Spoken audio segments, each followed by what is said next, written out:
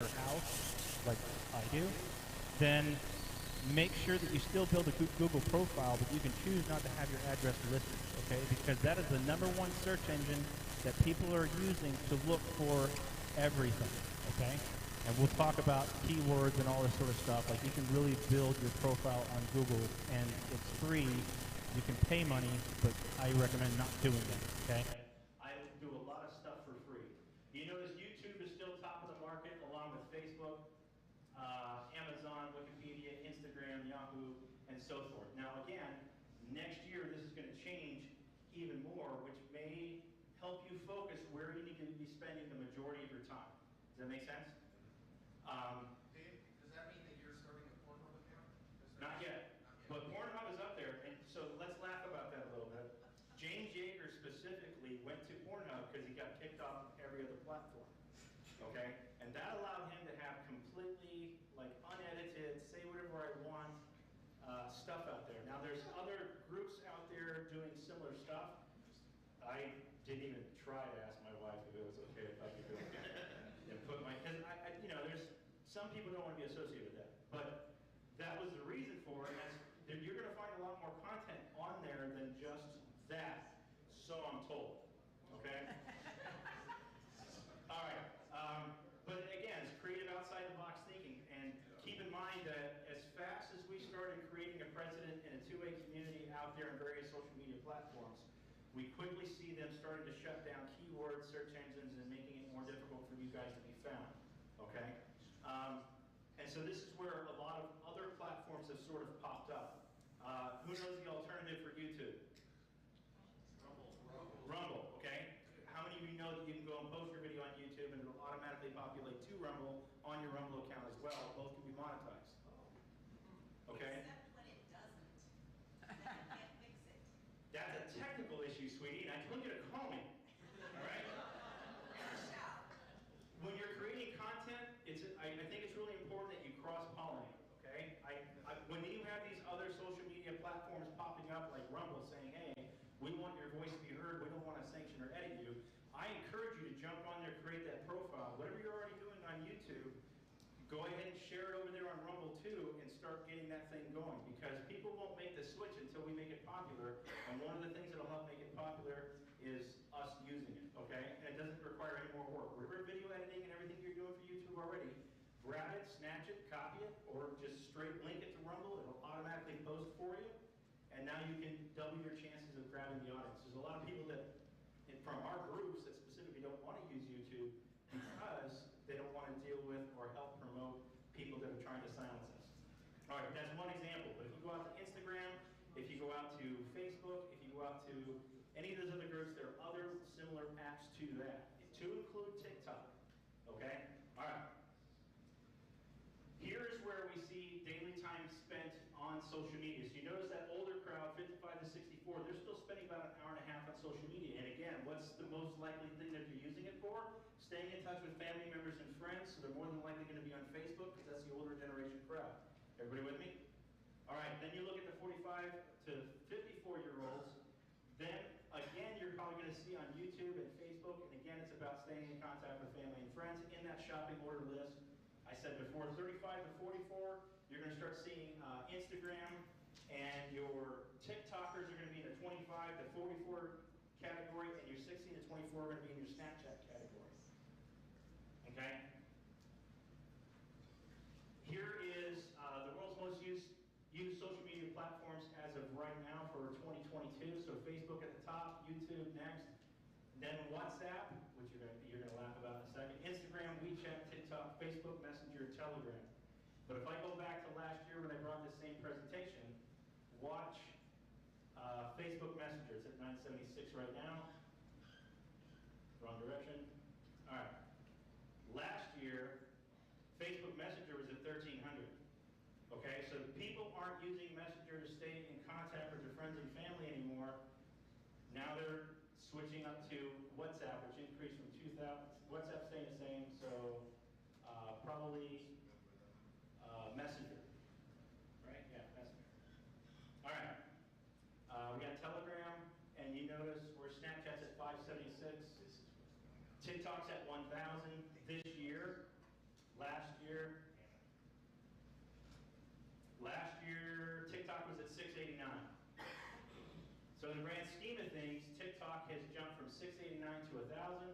And then Snapchat is not even listed on here in 2021.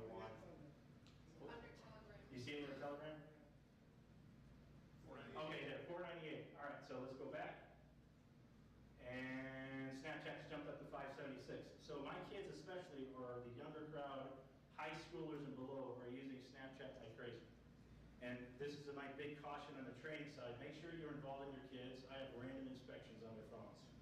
Snapchat allows you to delete a lot of stuff, and you can check through who they're following and what kind of information they're looking at. But Snapchat is extremely dangerous if you're not involved with your kids. I know a lot of folks that just shouldn't even be on your kids' phones, but I use my kids as intelligence gatherers. All right.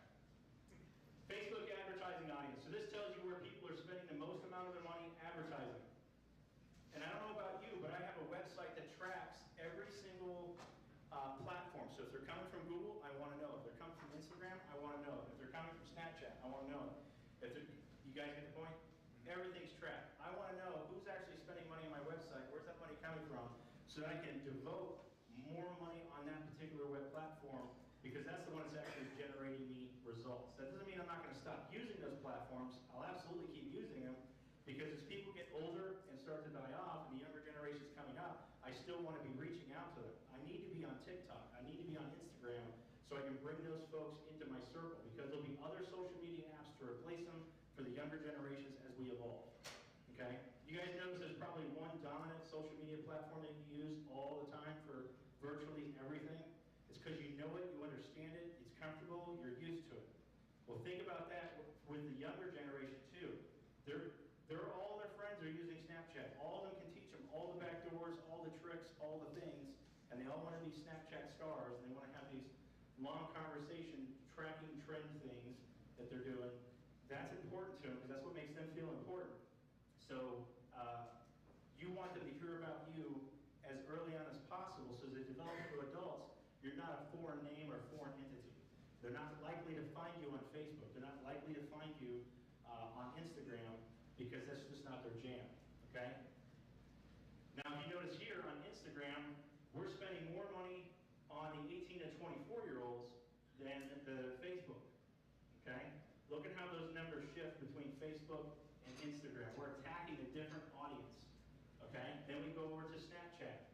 Look at how much those numbers change now. The majority of the volume of the target audience we're getting is 18 to 24-year-olds as compared to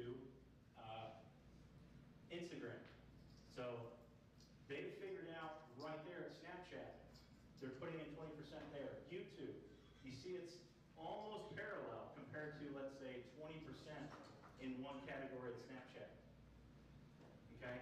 TikTok has been the biggest thing this past year. TikTok has been blowing up. There's going to be a lot of people say, well, I don't want a foreign government tracking on my blah, blah, blah, blah. How's that any different than your government? Okay? Anything you're doing with that electronic device, everybody has access to. Okay? And we have a long conversation about that. But look at where the majority of the money is going. It's going into the 18 to 24-year-old crowd, similar to YouTube, Snapchat, etc. Okay, but who actually has the dollars in their pockets? You're going to find it's going to be this 35 to 50-year-old. They have a better expendable income. The younger crowd, they're marketing a lot of the toys, the video games, all that, the clothing, especially with ladies. So depending on what your business is, like if you're selling clothing and stuff, you might want to attack that younger audience. Okay? All right, here's the one that really caught me. Where do most people get their information? If you look at the older crowd, they all go to search engines over social media networks. If you ask them where it is and how they go about finding X, Y, or Z, they immediately go to search engines. But where does the younger crowd go? Social media. Okay? So if you're not on social media, chances are they're never going to find you, your product, or what it is that you do, etc. Okay? Also, you can start seeing they put out a report about digital trust. And you know Snapchat has jumped up 2 spots, Instagram's dropped 2 spots, and Pinterest and of course, have switched places. This is important because it's also showing that we're driving a lot of traffic to Snapchat. Snapchat is going to be the next thing where the next disposable income, if you will, is going to be located in the next few years. Okay? TikTok, of course, has remained the same.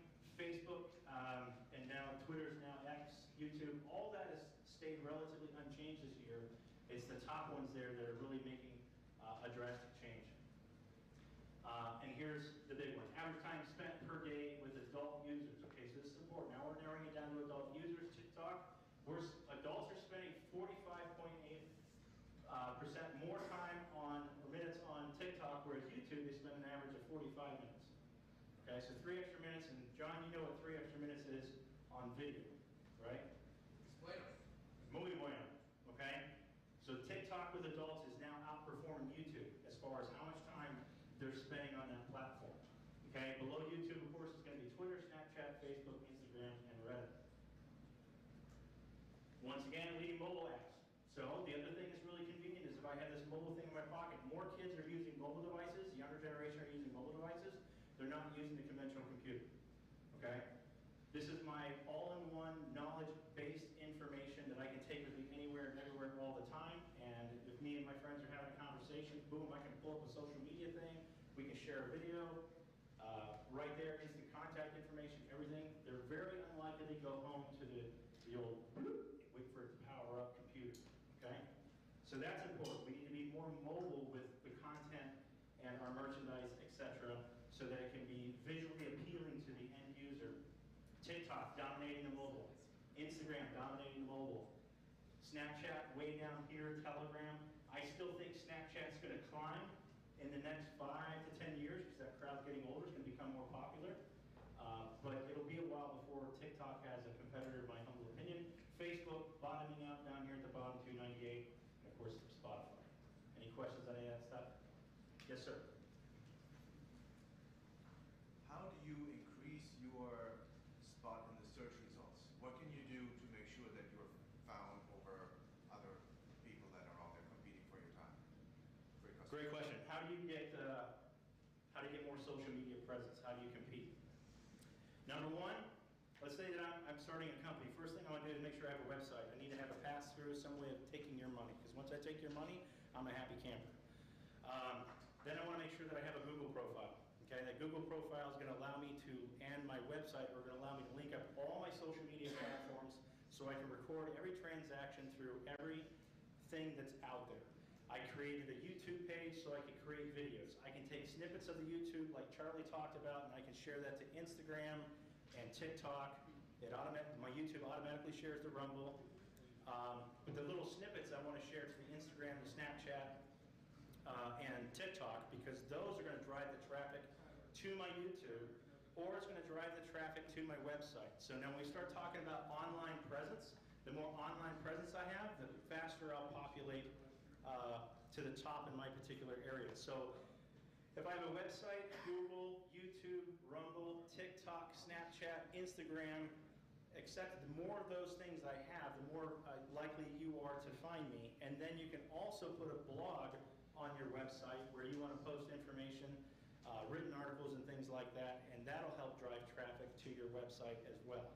Then any cross-posting you do with other social media presenters. So in other words, if I see one of John's videos is going freaking viral, I want to grab that, share it to a story, I want to share it on one of my pages, things like that, so that the attraction that it garners on my page, John's still going to get credit for it, but I'm going to get some partial credit for it as well through whoever finds it on my social media. Does that make sense? But now, when we're doing anything set two-way related, like these conventions and things like that, the more people that you grab, create relationships with, and you cross-pollinate, grab their at symbols and you grab their hashtags and you get them to post you on their page and link it back to your social media. You grab their social media information, link it back into yours. The more you're going to be able to cross-pollinate with each other, and that's going to help bring you up into your area better as well. Okay? Now, the real reason for this is because I wanted to get into ChatGPT, and I have a list of pre-written statements that I'll share with you guys in an email if you want to have them. So give me just a second here while I do this. But I want to do at least one of these live with you guys. Okay, hang on a second.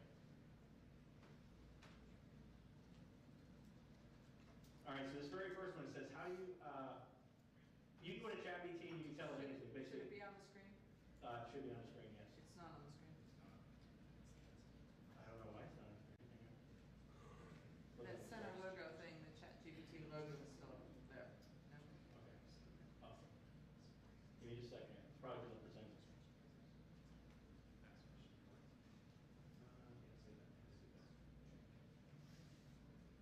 Sorry. Okay. Hang on.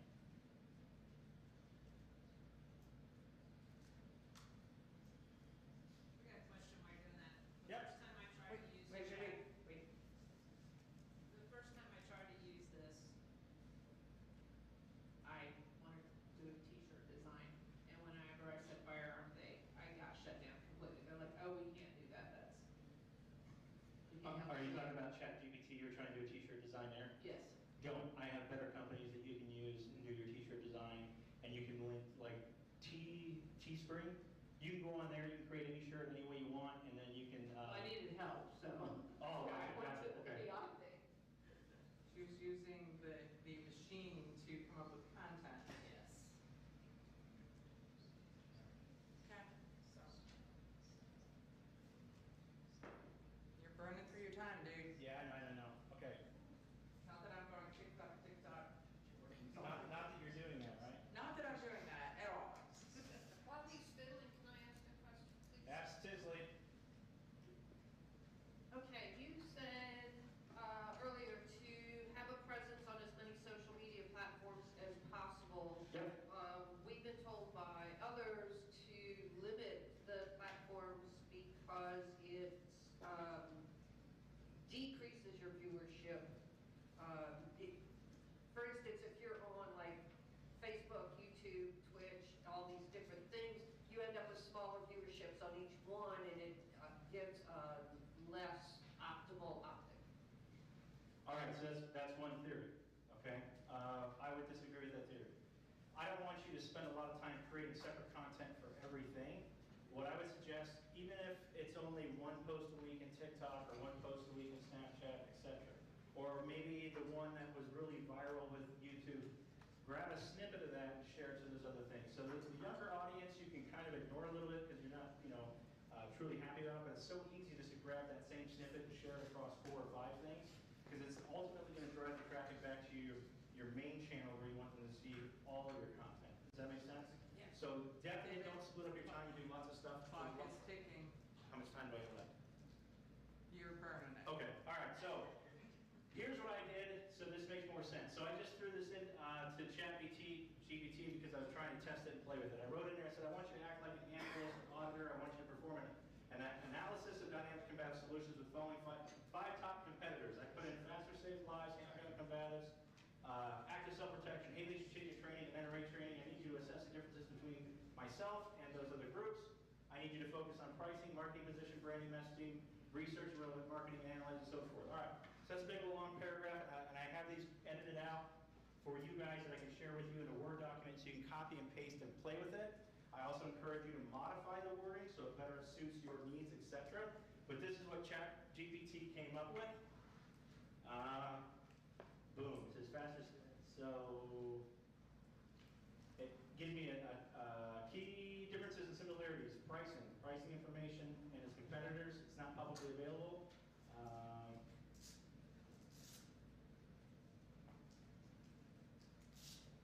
So this is a document that you can share with all of the attendees? Yeah, there's 4 or 5 big paragraphs that I share in there. So one of the things that I'm not really good at like blogging, okay? So one of my cheat codes in here asked them to write me, because there's like SEO optimization. It gave me keywords for SEO optimization specific to my company. And I changed that on Google, and immediately I noticed a difference on Google and how much traffic was being directed to my website based on the keywords and SEO stuff that I put in there.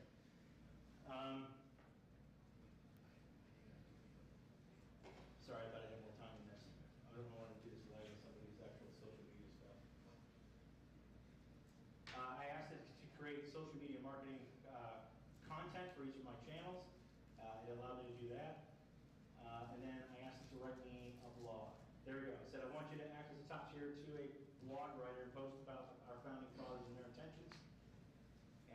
gave me a title, The Ultimate Myth-Busting Guide, Unraveling the Truth Behind the Second Amendment. So all this is AI from the command that I gave it. It said, are you tired of anti-gun propaganda and misinformation that's being spread about the Second Amendment?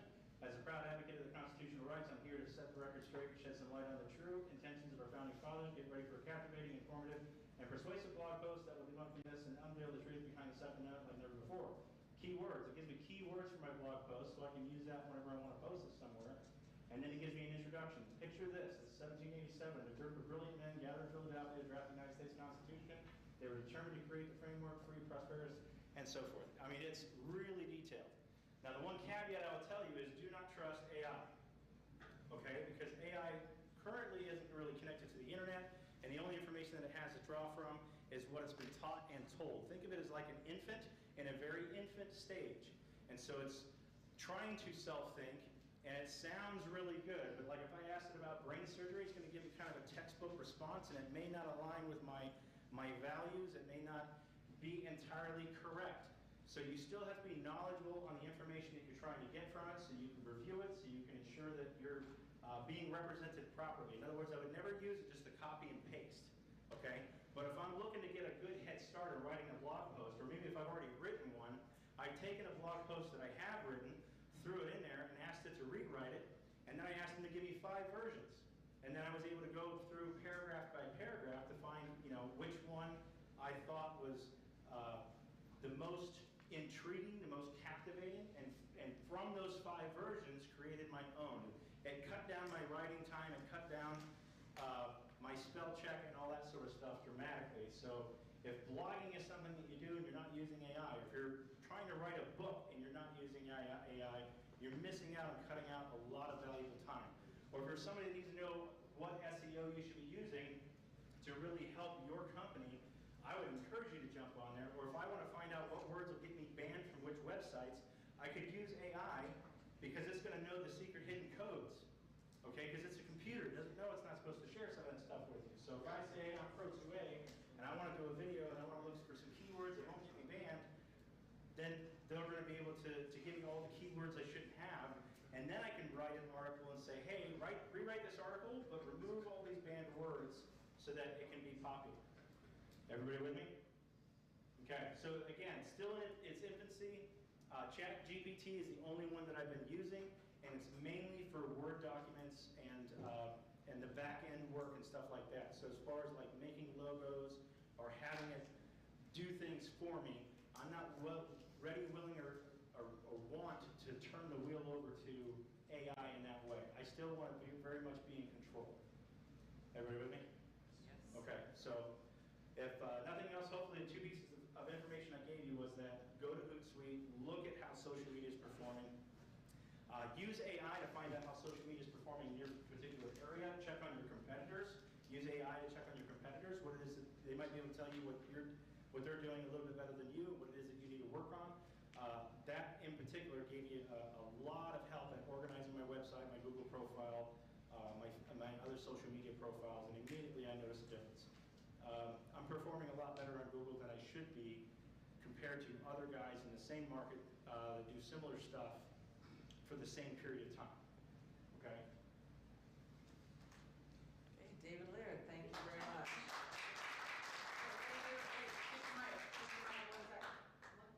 Quick question. Yeah. It's not working, is it? Get closer. Can you, are you doing this as a free version or are you using GPT-4? So yeah, I'm doing ChatGPT as the free version. Again, I'm a freebie. I don't like to do anything that costs me money. And again, if anybody wants some of these key phrases that I have, they're blank. So it says, put your company here, put your 5 competitors here. You can ask ChatGPT who your 5 biggest competitors are in your area. It'll give you your 5 biggest competitors, which is another eye-opening experience because you might think that you're not in competition with those people, but it is evaluating you and determining that they are. And so you might want to use that to gather better information with what you're doing. Okay, David Laird, thank you. Now I have 2 mics.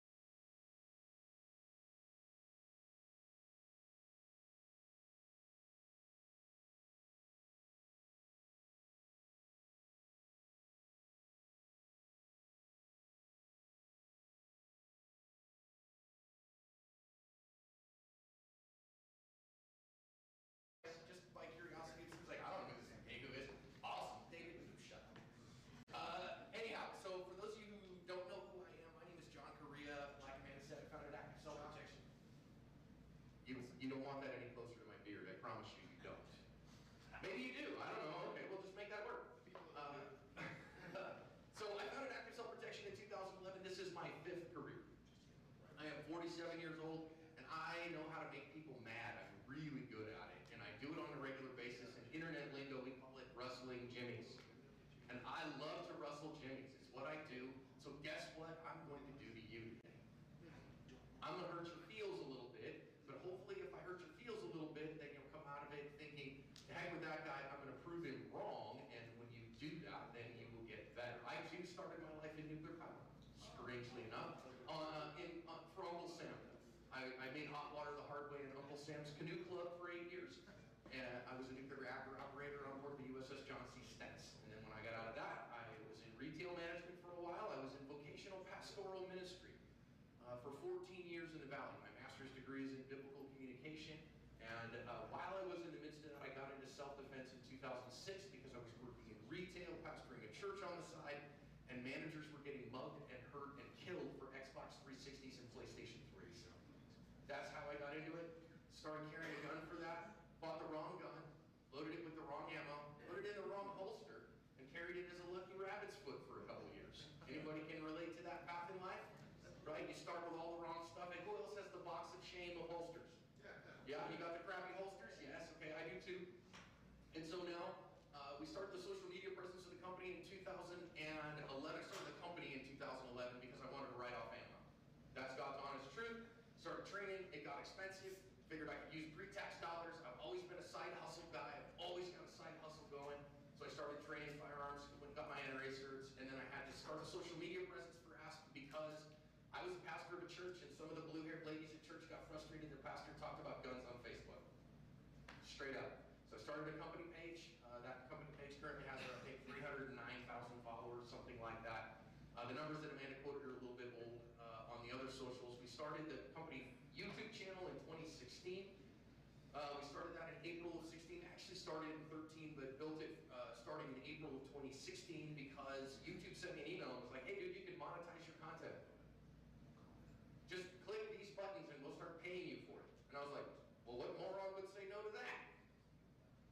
So we'd already been doing that now. Now I just want to tell you my path, okay? And a little bit, because then what had happened in the years before that, 2014, Facebook had started allowing videos. I don't know if you remember that way back when, before Facebook allowed videos and had videos on their platform. But then they started having videos, and somebody sent me a video on Facebook to my company Facebook page of a dude murdering his baby mom.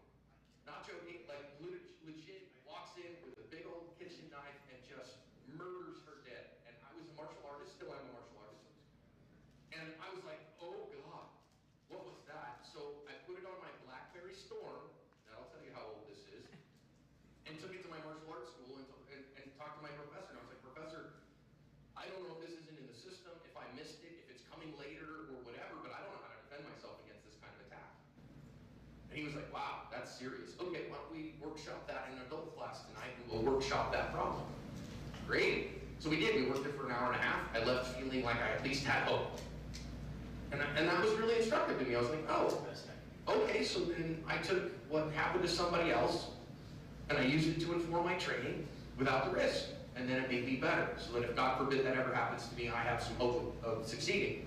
So I put it on the company Facebook page with a few notes in the description, and it went bonkers.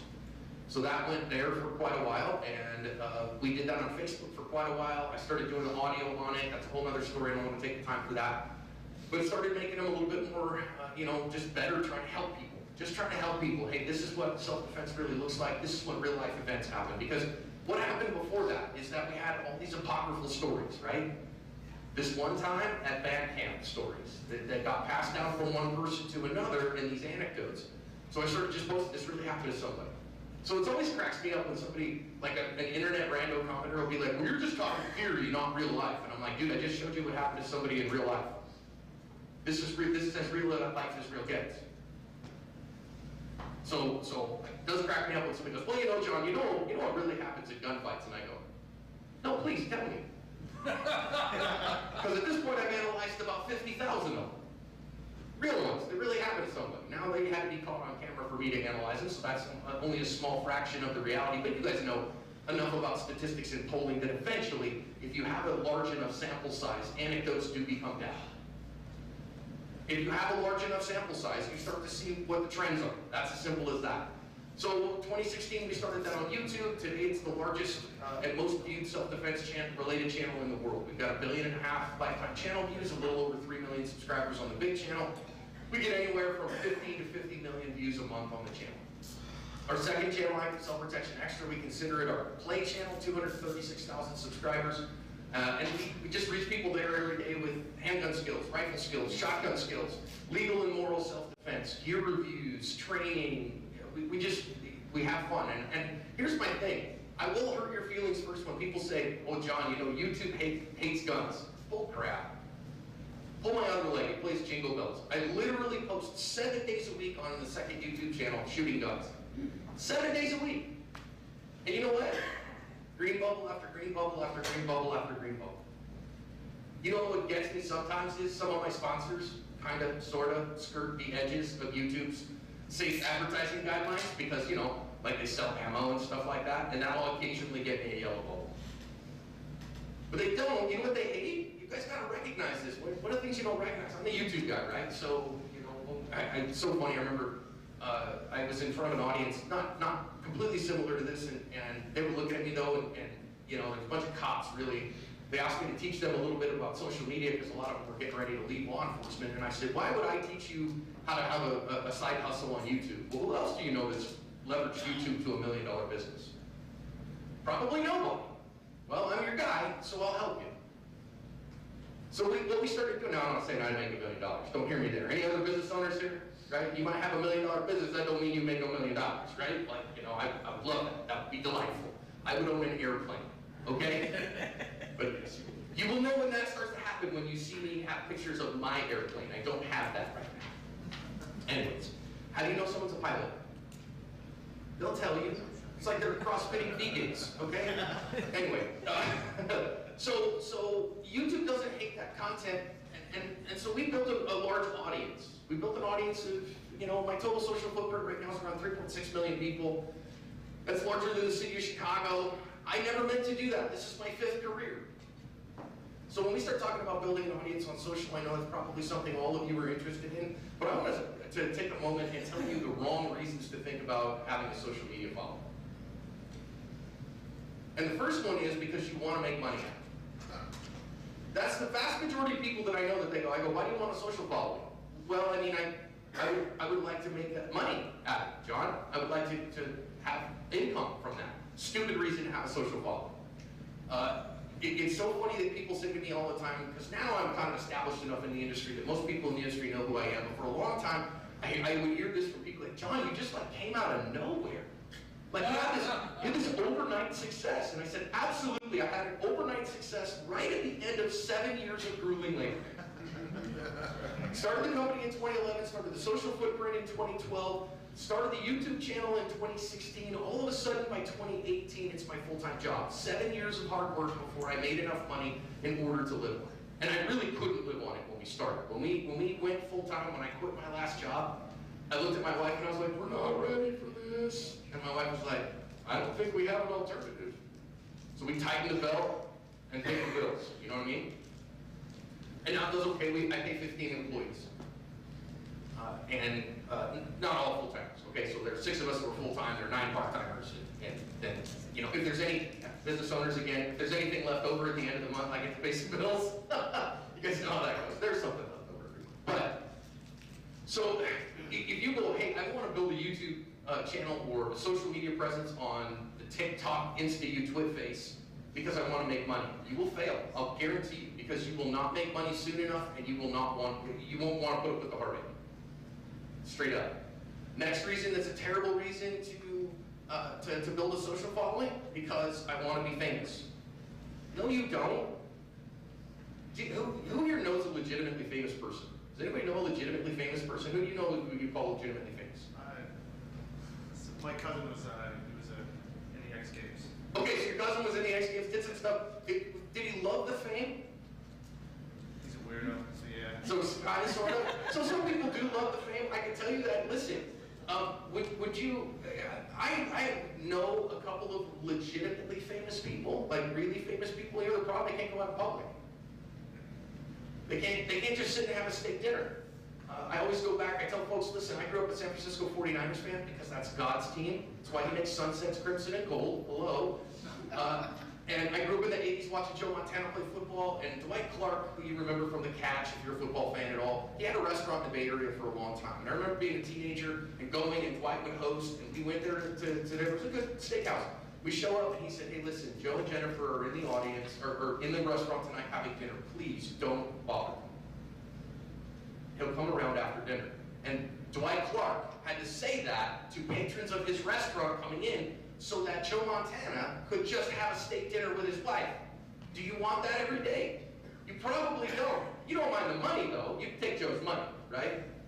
You'd be like, I'll take his money if I put up with those problems. Sure. My point is, though, is that building a social audience so that you can be famous is a terrible idea. Fame is a multi-edged sword. I will also tell you, if you have skeletons in the closet and you want to be famous, you better drag them out and put them in the front yard, kids. You better just put them all out there for the world to see. That's the only way to get around it. Because you look at all our politicians, right? We have some politicians lately who've had some scandals show up. Or maybe that happens all the time. How about famous celebrities? How about those folks? And because listen, people are going to find out who you are. So if you go, listen, I want to have a social following so I can be famous. Are you ready for that? Now I can tell you, if you do this, you have two choices. Here's your two choices. If you're going to build a social following, two choices for you and two choices only. Number one, you either find a character and adopt that character consistently. My friend Matt Page does this. Is anybody familiar with Enter the Dojo and Master Ken? Yeah, if ever you've seen Master Ken, he is an amalgamation of all the back martial arts instructors in history. He's a hilarious character. It's a character, and Matt plays that character incredibly well and consistently online. Okay? He's also a filmographer and a great actor and those things. But Master Ken is his persona, and he has the persona of Master Ken. You can do that if you want, and make that a two-way persona. Your only other alternative is to be radically and completely, authentically you. And have no hiding and no pretense. Because otherwise, your hypocrisy will find you. Your play acting will show up. And that means, guess what? Here's the truth on that. If your character sucks, it's going to show up that it sucks. If if you ain't cooking what you ain't eating what you're cooking, to put it in a little bit more earthy vernacular, you ain't smoking what you're selling, it's going to show up. I love this all the time. I always say this at SHOT Show here. I haven't done it yet because I don't want to get in fist fights. But I said I'm going to show up at SHOT Show and ask every instructor for an EDC dump. You're like, oh, you got to carry all this stuff. Let's see it. You carrying it today? If you are, awesome. If not, you better stop telling people about it. Now then, I know there's about 5 people in the audience that are like, oh yeah, Correia, how about you? You want me to? I'm not gonna because I don't want to, hurt feels or whatever, but all the stuff I'm telling folks that they should carry, like, John, you don't carry an OC spray. Sure I do. Here it is. John, you carry a gun everywhere you go? Well, if I was, I'm carrying it concealed. I don't want you to know that I am, and I don't want you to know where it is. You don't really carry that medical kit on you, do you? You'll find out if you get in a wreck. I am. It's on my ankle. Why? Because I'm not going to get caught out there. I'm going to tell you this. I ain't going to get murdered in a gunfight and not fight back, and then they find out, oh, Correia doesn't really carry his gun. Because I'm the guy telling people carry their dang gun. And so I better be doing it. And also, I better be pretty good with it, agreed? I'm going to say, listen, I can be beat in a gunfight. Nobody is gunfight proof. I'm not Superman. But at the very least, I want them to pay retail. So, back to the idea of social media. What does that mean for you? Don't build a social presence just to be famous. Don't build a social presence because you want to make money. It's about terrible reasons. I get it. You need to make money. So do I, right? My kids, eat the groceries in the fridge with remarkable regularity. And I have yet to find that the power company will take prayer for the labor. So why would you build a social presence then? Another terrible reason to build a social presence is because you want to change people, or you want to affect their thoughts. Oh, now that hurts feelings all over the place. Now, why would I say that? Because now you think you have power over people. Now you think you're some mad guru who knows all the things. Now you think you're special. But remember the old Saturday Night Live skit with Christopher Walken? Babies, put my pants on one leg at a time, just like you. The only difference is Bruce Dickinson makes gold records. Anybody remember the? No, okay. We need Awesome. more cowbell. We need more cowbell, right? We gotta have more cowbell. So listen, we're all just regular people. So if you're like, hey, I'm gonna change hearts and minds, I have the special info, I'm the guru. Well, guess what? There's probably somebody who's better at it than you, agreed? There's probably somebody who's smarter than you, they're better looking than you. That's why I say all the time, I don't get a social media presence for my good looks. Now you can, like I know good looking people have a better time on social than non-good looking people, and my problem is that I'm chunky. And I don't have enough good looks, and my boobs aren't big enough to get a big social following. It's just not. They kind of got big enough for a while, but you know, I'm trying to lose a little bit of weight now. My point is that, listen, here's the other side of that though. So why would you then want to build a social following? Because you're passionate about a topic and you want to help people. You know, you go back to what Dave said, what Clint said about, you know, listen, when I wanted to learn stuff, when I want to learn stuff, the first place I go is YouTube. I need to learn a thing. YouTube, learn the thing. And guess what? There'll be a tutorial pop up. And I don't care about this person affecting me. I care, hey man, listen, is he passionate about the subject? Does he know what he's talking about? Does she know what she's talking about? Can they help me do the thing? And they do, and I go on with my day. I remember this, I go back to, my wife and I have a minivan because we left Coolville a long time ago and I got a lot of kids, okay? And my kids are all grown now, but you get my point. And we had a broken thing on the minivan. And I was like, the dealer was like, I want $700 to fix the broken thing. And of course that offended me because I'm cheap and because I was a pastor, which means there was no money for nothing ever. And so to the YouTubes, and a dude on the YouTubes helped me fix it. Cost me like $8 in parts, which then of course made me want to go punch somebody at the dealership in the face who wanted $600 for it. But the point is that it gave me that thing. So I will tell you why build my YouTube channel. I post like a dog on social, okay? I do stuff on social I would never recommend you do. Between my two YouTube channels, we post 17 videos a week. That's stupid. Don't do that. But why do I do it? I'm so passionate about the subject and I have so much content to make on the subject, I can't not. So every single day of the week we post a surveillance video of a real gunfight somebody got into, and then 3 days a week we post badge cams. I kind of need to go to 4 or 5 days a week on the badge cams because I'm backed up too far. Don't let Stephanie Widener hear that. She'll beat me, okay? You know, she's my CEO, she's my work wife, and she'd kill me. My real wife would probably kill me too. But not because I want to be famous, simply because I want to help you. Simply because here's a real rep. Here's what I recognize. For me, in my niche, and I'm not telling you your niche, I'm just telling you my niche, that what I provide for people every day is a mental rep for them to get better, to hopefully go home at the end of the day and be safe. And those emails that I get back and say, John, you saved my life today. I get about one of those a week now. Now, of course, I always say, I didn't save your life. I wasn't even there. You saved your life. Tell me what happened. And people go, dude, John, I heard your voice in my head. This stuff started going down, and I heard your voice in my head, and I thought, hell no, I'm not dying in this damn video because Correia's going to call me a moron. So I got out of it, and I did this thing, and that's what happened to me. And I go, dude, great job. Well done. So glad I could be helpful. Was there video? And that's why we have the podcast now, to let those people tell their stories. So as we built the Asp Enterprise, so now it's funny, Kevin Crichton, he's now the head of the online division at NRA Publications. And Kevin was like, John, you built a social media, you built a media empire. And I was like, yeah, I guess so, kind of had. We have 2 YouTube channels, a Facebook page, an Instagram presence. We have a podcast that's the top 1% podcast in the world, which is relatively easy to get to the top 1%. Climbing from 1% to 0.1%, that's where it gets a little steep. Okay, why do we do all that? I never planned on doing any of it. It was never my intent to do any of it. It was just an avenue to help people. And because I'm passionate about it, I can't quit. Now, I have had somebody ask, well, John, I mean, you'd never sell your business, would you? I said, hogwash, man. Somebody come and says, here, John, I have $50 million for Asp. I'd be like, sign the check, baby, it's yours. Now, I keep doing what I'm doing and helping people. I'd find another way to do it. Now, you be honest, if somebody offered you $50 million for your business, you'd probably take that money too, wouldn't you? Why? buy was $50 million to buy a nice plane. Let's be honest. Buy a heck of an airplane. My wife wouldn't let me spend that much. But my big point for you that I want you to catch out of this is this. There are bad reasons to build a social following. Okay? Now then, I teach social media success. I teach YouTube success in particular. There are only 3 keys to building, making content and building a social following. If you actually have passion for what you're doing and you want to help people. Number 1, you have to post regularly. You have to.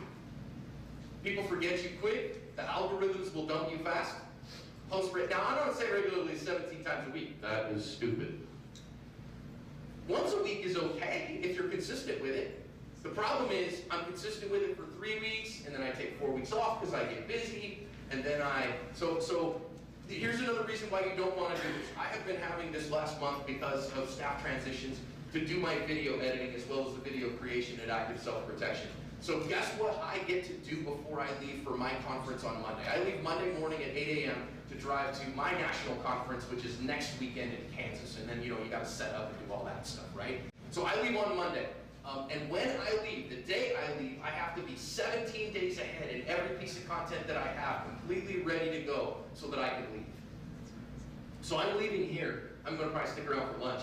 And then the second I get done with lunch, rather than sticking around, guess what I get to do? I get to go sit my butt at my desk at work. Just take a message, tell them I'll call back.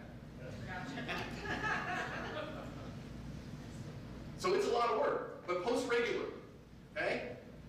But you only post regularly if you can create compelling. There's so much mediocre content. You heard, I think, what was it? Dave said that there's 200 terabytes, no, it said 200 terabytes of data every day being added to the internet, right? And listen, most of it is crap, would you agree? So you gotta know the difference from posting good content to posting compelling content. That's a whole topic in and of itself. I will say this, be very cautious in trying to post compelling content. Be very cautious of the pitfall of audience capture. Audience capture happens to all of us, and that is, well, they like that thing, and so I get a lot of engagement when I take an edgy take. So I get this approbation when I say, that's the guy, oh, it says the things that people are only thinking. Then, I'm going to say more of those things, and then I get some more approbation and some more likes and some more shares. Half those shares are for people who think I'm a moron, but I don't necessarily know that. There's no such thing as bad publicity. Then the next thing I know, I'm Alex Jones.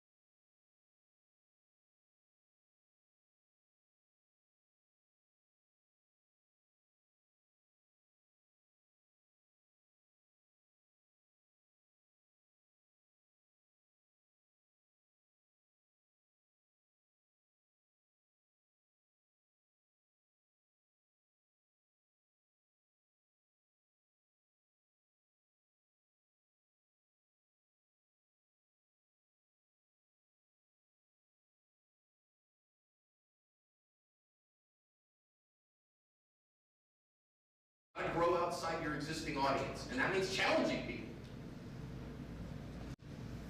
And that's how, again, creating compelling content. I can tell you the content that gets me the most stuff. I know I could triple my audience size if I would simply only post good guy wins of good people with guns smoking bad guys.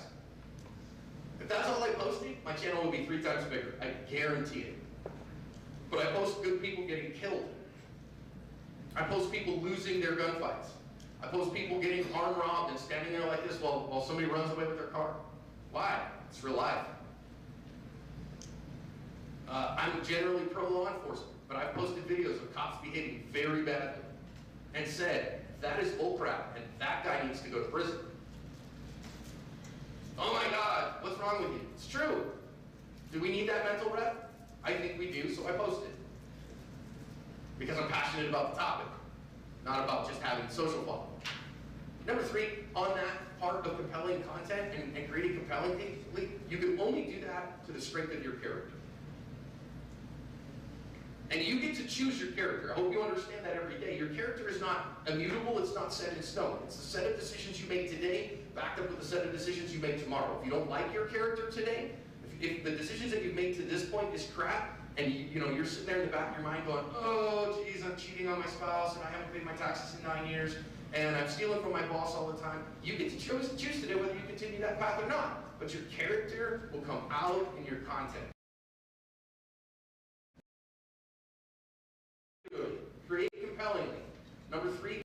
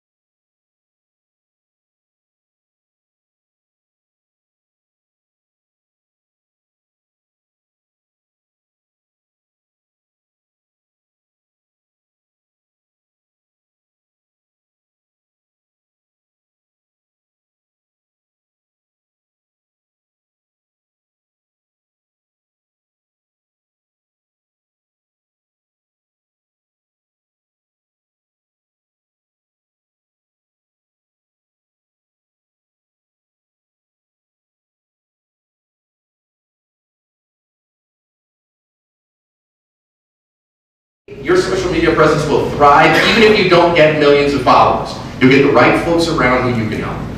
But only do that if your heart is right to do the right thing.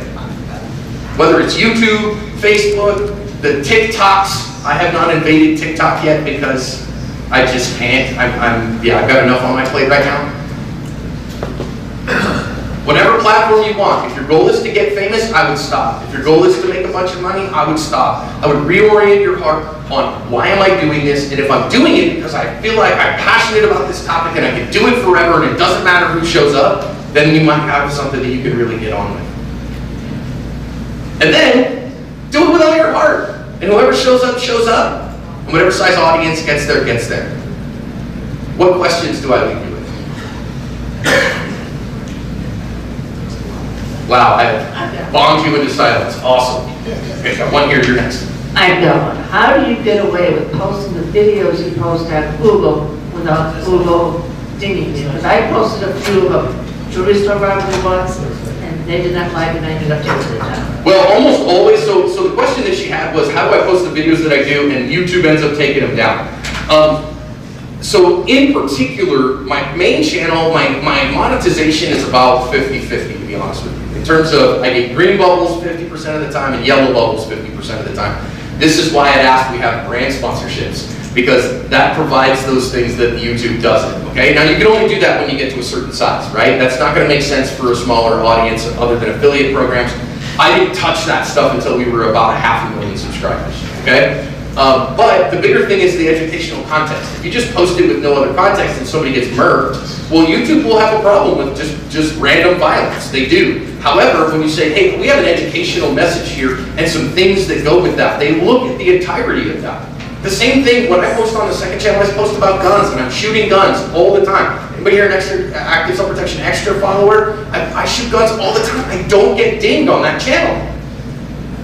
Because first of all, I'm not making fun of people. Second of all, I have the educational context. And third of all, I try not to be salacious in the bad ways. So things like, I don't call people names who disagree with me politically. One of my videos, by the way, got used in Congress last year. In a bad way, about bump stock, or not bump stocks, pistol braces. Which I was like, hey, you ought to pay me for that. And he didn't, and his office didn't reply to my email either. So, does that answer your question? Yes. Thank you. Sir, what was your question? I just wanted to make sure I had the list of the 3 ways to grow. I had post regularly, avoid audience capture, and engage aggressively. So I was a Baptist preacher for 14 years, y'all. So I gotta have like, 3 alliterative points, a poem to go with it, a little thing to leave you at the end, and 6 courses of just as I am, okay? Baptist jokes, any Baptist? Okay, cool. At least we had potlucks. But listen, it's create compellingly. Create compelling content. Compellingly content, you've got to create compellingly, post regularly, and engage relentlessly. That's the big 3. Create compellingly, post regularly, engage relentlessly. Now it takes time. Work it like it's your job. Ma'am. I think what you're saying is you're giving something without really expecting something in return to start out with. You are, obviously you're monetizing. But when you started out, you were posting content because you were passionate about the content and you wanted to help people, so you put the information out there. You're giving something to the other people. Yeah, a great book, by the way, if you're interested in this topic, is called Give and Take. And there are givers in this world, there are matchers in this world, and there are takers in this world. And my recommendation, if you're going to build a social media presence, you better be a giver. You better want to give. I value givers. You look at my friends in this room, they're givers. They're people who are heartfelt, value-added. They put more on the table than they take off. And I can introduce you to a bunch of them. You got to take it from Dave Laird. He's a giver. His heart is to give, so he's got a presence. Robin Sandoval had a girl and a gun. She works like 600 hours a month to bless the women in her world. Cheryl Todd, it just constantly gives. Not like, hey, what can I get out of this? And you know what? As somebody who, she has never one time said, John, can you do this thing for me to get me something? Now, not that she couldn't and I would do it, but she's a giver, so she gives. Sarah Joy Albright, she hasn't even, you guys should be donating to her cause. Hold My Guns is absolutely worth your donations. And she's just a giver and a giver and a giver. She does it for no salary, which is bullshit. There's a bunch more. Dave has a question. Okay, here I go. Not really a question. Thank God. Okay, not really a question, but you touched on, do you really want to be famous? And having known you since you got started, you and I were friends right as you got started, and I watched you get personally attacked, your family get personally attacked, people call into question your morals, your principles, your character, my species, my lineage, your my heritage. One of the reasons why I have not wanted to really make myself on YouTube, etc. One, because of the job I'm currently doing, but eventually, when that stuff's finally done and I'm in the retirement age, I'll probably start pushing more to the educational side. One of the things that has prevented me from wanting to take front stage and all that sort of stuff is watching what you went through for many, many years. And even now, where you are, no one here in the room can even possibly fathom the amount that you and your family and kids have gone through during all of this. Yeah. So, I have made a policy, by the way, just so you guys set your own policy, but my children, as minors, were not on my socials at all. They just weren't. There's enough struggle in this world with growing up, that, without having to deal with the social media stuff. And so my kids just weren't in my socials. Now they're all adults. My youngest just turned 18. And so they get to choose that. And my youngest, still to this day, I don't want anything to do with your social stat. It's kind of cool that my friends know who you are, but I don't want to be on there. Cool. My oldest was on the extra channel with me not too long ago, shooting a little bit, and that was super fun. So, again, going through that stuff, it will expose your character. And I will tell you, I have been on my knees many a days before the Lord Jesus and said, "Oh, Jesus, can I go do something else for a living? Where's the sugar on top?" And he's like, "No." But I will say there are good days too. I will say I worked hard to become an expert in this topic. And the day that the judge looked at the jury and said, "Mr. Correia's testimony will be considered expert," and I was like, look at me, I'm a real boy. I really did a thing. And so there are days like that too, so yeah. Okay, well, we're wrapping up. So. Thank you all.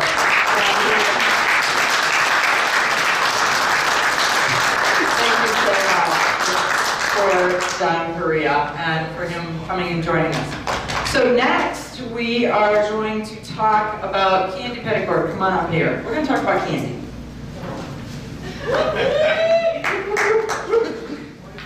We're going to give her a mic. So I want to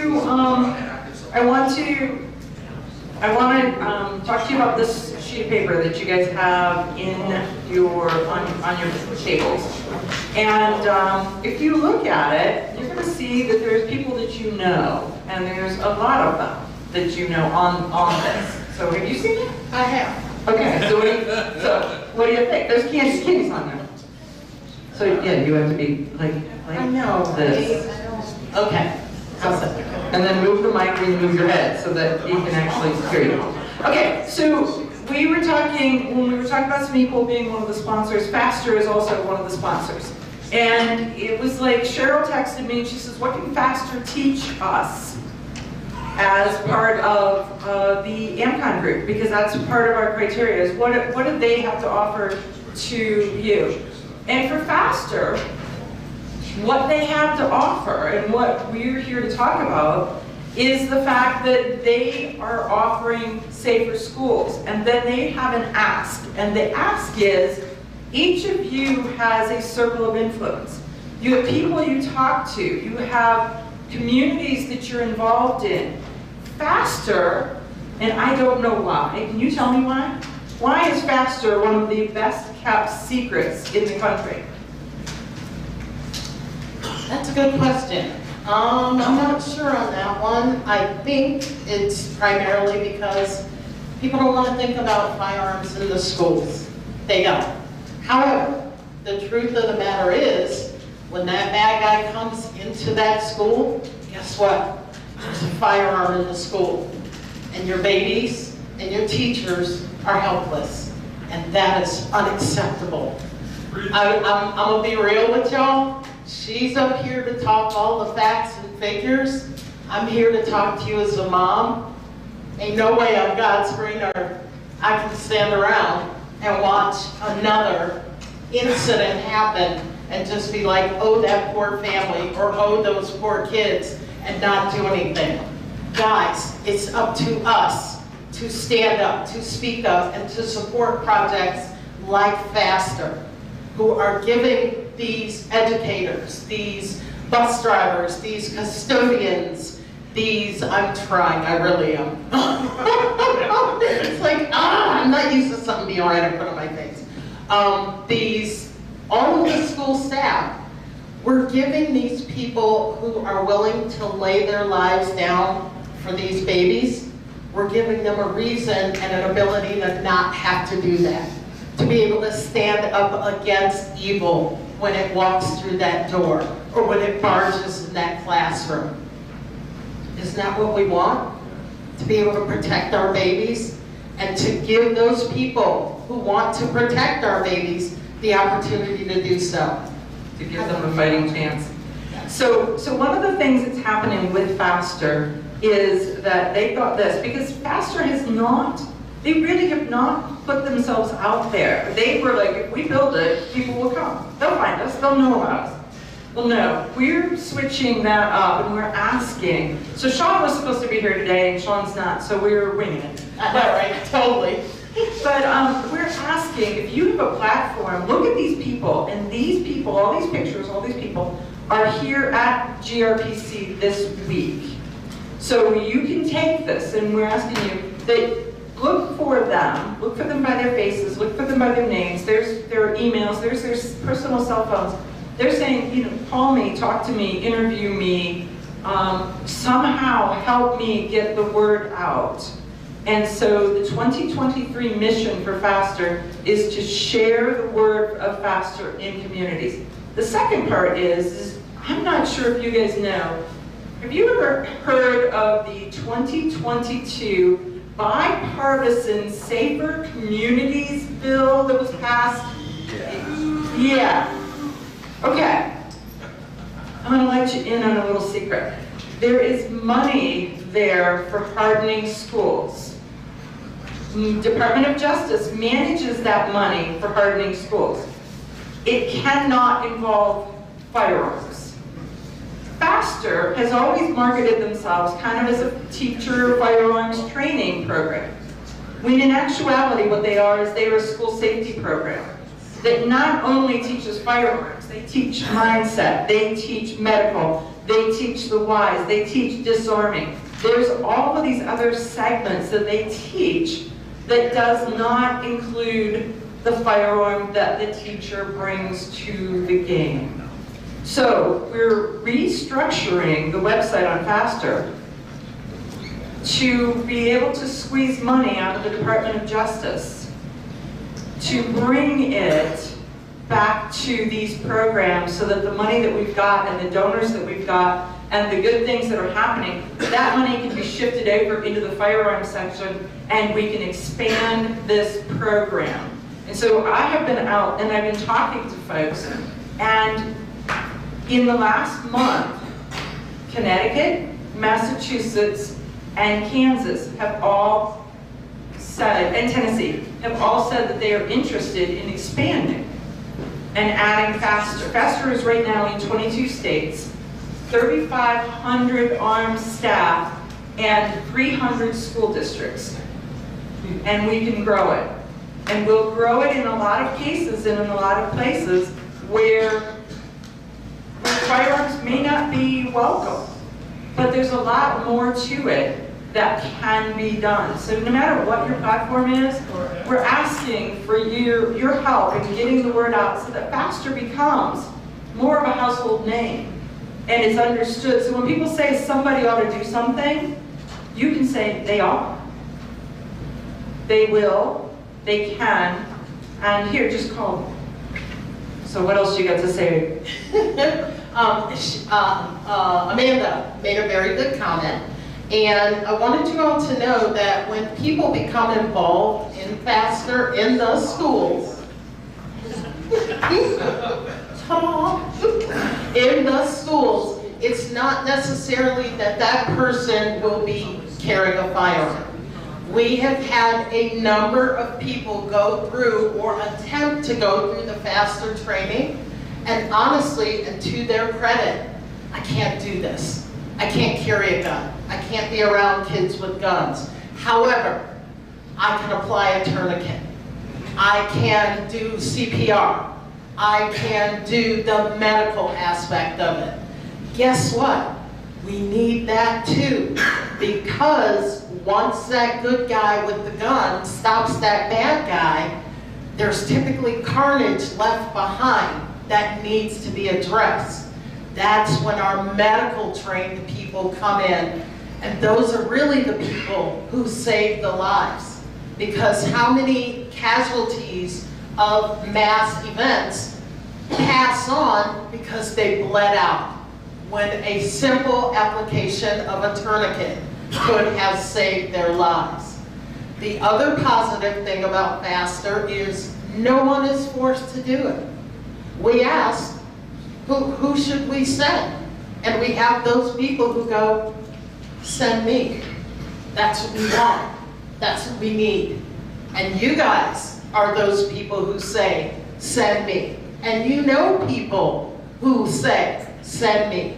That's where we need your help in spreading the information and the word about Faster. Okay. So anybody have any questions? Otherwise, if somebody knows where Paul is, we're going to hand this back to Paul. Okay, well, chat amongst yourselves for a minute until Paul shows up back in the room. Thank you. And the website, our website for Faster is? FasterSavesLives.org. And know that the website is being modified, updated, changed, all that kind of stuff. All of this is, you guys are in on the beginnings of the changes that are happening. And so you get to hear about it now as we are in the formative stages of the month.